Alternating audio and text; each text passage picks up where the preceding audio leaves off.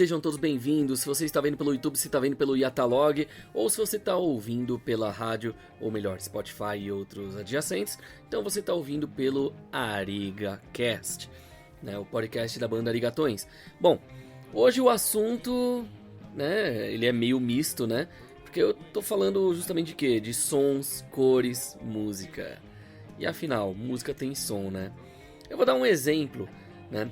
Uma amiga minha, quando ela tinha seus 5 anos de idade, ela já tem mais de 30 hoje, né? Mas quando ela tinha seus 5 anos de idade, ela me deu esse depoimento, então eu vou dizer da forma que ela disse. Que quando ela era nova, tinha uns 5 anos de idade, ela estava passeando com a mãe dela na rua e viu um cara tocando um violoncelo. E ela viu, né, as cores do som, né? Tava tudo colorido, ela escutando os sons, envolveu assim. Ela tinha a sensação de que as notas tinham cores e as cores estavam abraçando ela.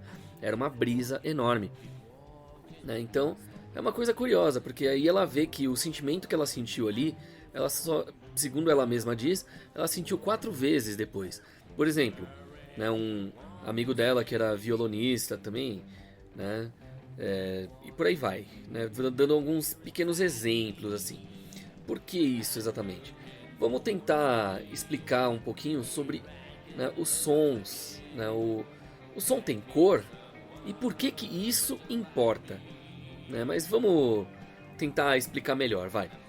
Né, existem aquelas ideias, né, de cores do som, né, a visão em cima do som, quantos graus tem, etc. Mas vamos explicar. Quando a gente pensa sobre cores, a gente normalmente relaciona com informação visual, né? Mas as cores também podem ser utilizadas aí para descrever sons especiais. Vamos lá. Os sons, o que seriam esses especiais?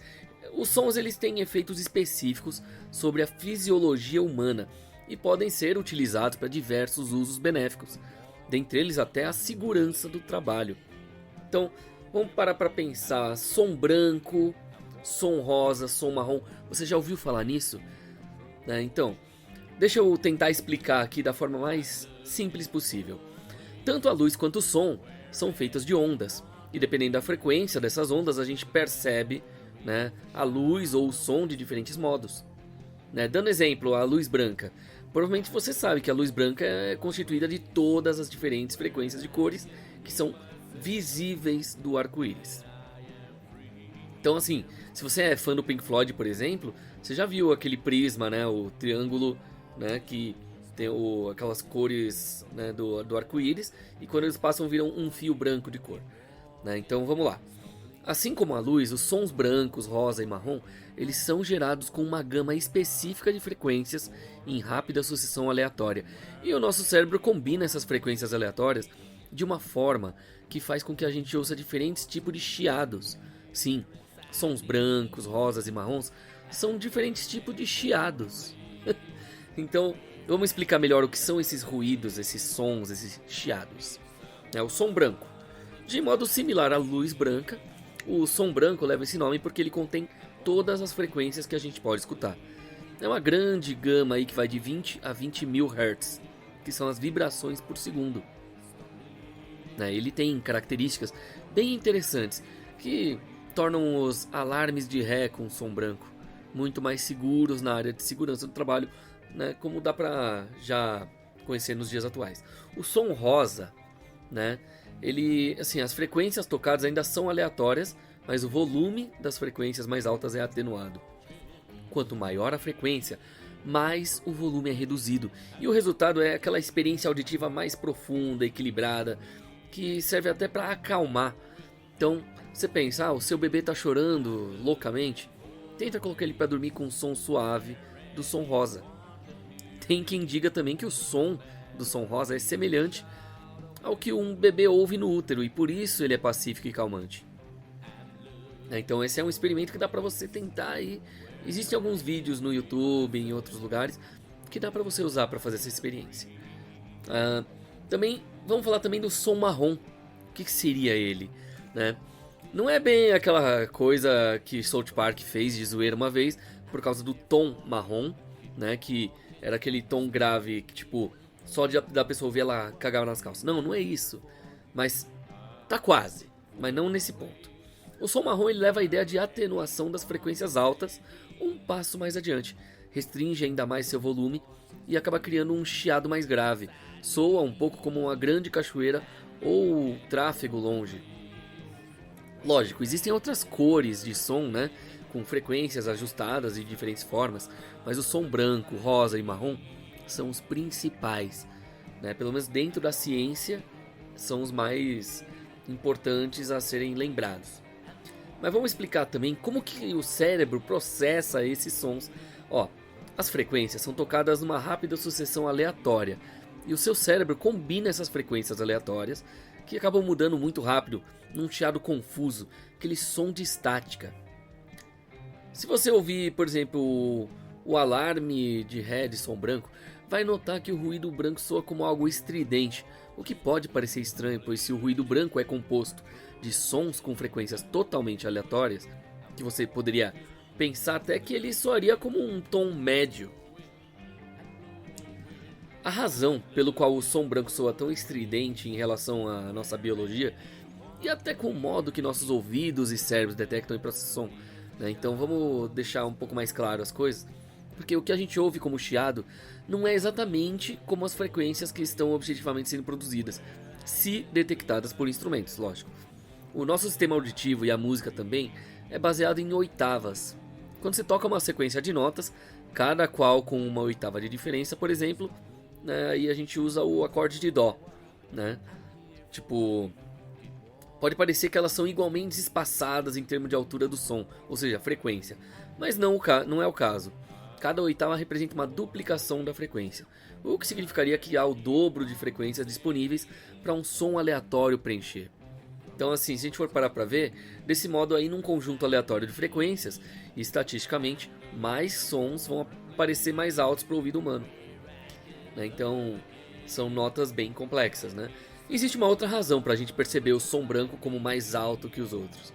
A nossa anatomia amplifica sons na gama de 3 a 4 kHz. Então, sons nessa frequência vão parecer para os nossos ouvidos mais altos do que eles realmente são. Mas vamos parar para pensar. E a pressão sonora? E a percepção psicoacústica? Né? Vamos tentar levar mais adiante isso, vai. Vamos mais a fundo. Nem todas as pressões sonoras, que seria o nível de, o dB, né, por assim dizer, né, os decibéis, são igualmente percebidos. E aí isso aí acontece porque o ouvido humano ele não vai responder igual a todas as frequências. O mais grave é mais baixo, o mais agudo é mais alto, assim por diante. O mais estridente é o mais agudo e por aí vai. Somos muito mais sensíveis até aos sons da frequência de 1 kHz até 4 kHz. E esse era o princípio subjacente ao desenvolvimento de alarmes tonais, né? Só que aí, assim, após o desenvolvimento da tecnologia BBS e sua identificação mais fácil pelo ouvido humano, devido à variedade de frequências disponíveis e tal, o alarme de som branco é capaz de oferecer a mesma percepção psicoacústica do alarme convencional, com um nível de decibéis mais abaixo. Isso aí gera uma menor exposição do trabalhador ao ruído, redução da poluição sonora na vizinhança da operação e tal. Por exemplo, se a gente pensar em nível de psicopercepção vantajosa em relação ao alarme tonal, né, isso aí acaba sendo observado com trabalhadores portando protetores auditivos e pessoas com deficiências auditivas também, né? Os alarmes de ré mais seguros, né, quais seriam, por que seriam mais seguros e tal? Vamos tentar explicar esse fenômeno do ponto de vista da engenharia de áudio, né, que seria assim, o motivo pelo qual o som branco é mais eficaz é porque ele é um som de amplo espectro, ele abrange uma ampla gama de frequências, de baixas até altas. Tipo, por exemplo, você já notou como se algo estiver chiando, você não pode simplesmente gritar para abafar o som? Você não consegue abafar, não importa o quanto você consiga gritar alto, né? Isso aí ocorre porque a sua voz e o sinal sonoro ressoam em diferentes frequências. Então, não importa o quanto vai ser alto ou silencioso o som, o outro som não vai ser capaz de abafar o primeiro, porque para isso acontecer, seria necessário gerar um som mais alto de frequência semelhante. Apesar do alarme do bip, né, ter a sua eficiência, o som branco é simplesmente melhor, porque se torna mais difícil abafar todas as frequências associadas ao seu som. Esse é um fator que permite que o ruído branco seja reproduzido em um volume menor, além do que um som de amplo espectro é mais confortável para audição do que uma frequência única, como o pip, pip, pip, pip. Então, é por isso que a cor do som importa, principalmente quando o assunto são alarmes e coisas do tipo. Né? Mas é curioso a gente conhecer isso, porque é segurança do trabalho, não é nem música. E falando de quê? De som. Então a gente tem uma ideia a zelar, e que não é apenas uma ideia, é uma realidade. Né? E se vocês quiserem que eu traga mais informações assim curiosas, eu sei que o assunto até chega a ser um pouco chato de tão técnico, mas se vocês quiserem que eu traga mais informações desse tipo de vez em quando, bom, comenta aí, curte, segue, compartilha com a galera e vamos que vamos. Né? Eu sou o Yatá, vocalista da banda dos Arigatões. Né? Você ouviu aqui, se for nas plataformas de música, é o ArigaCast, podcast dos Arigatões, ou se for no YouTube, no Yatalog. Então eu vejo vocês por aqui. Até mais.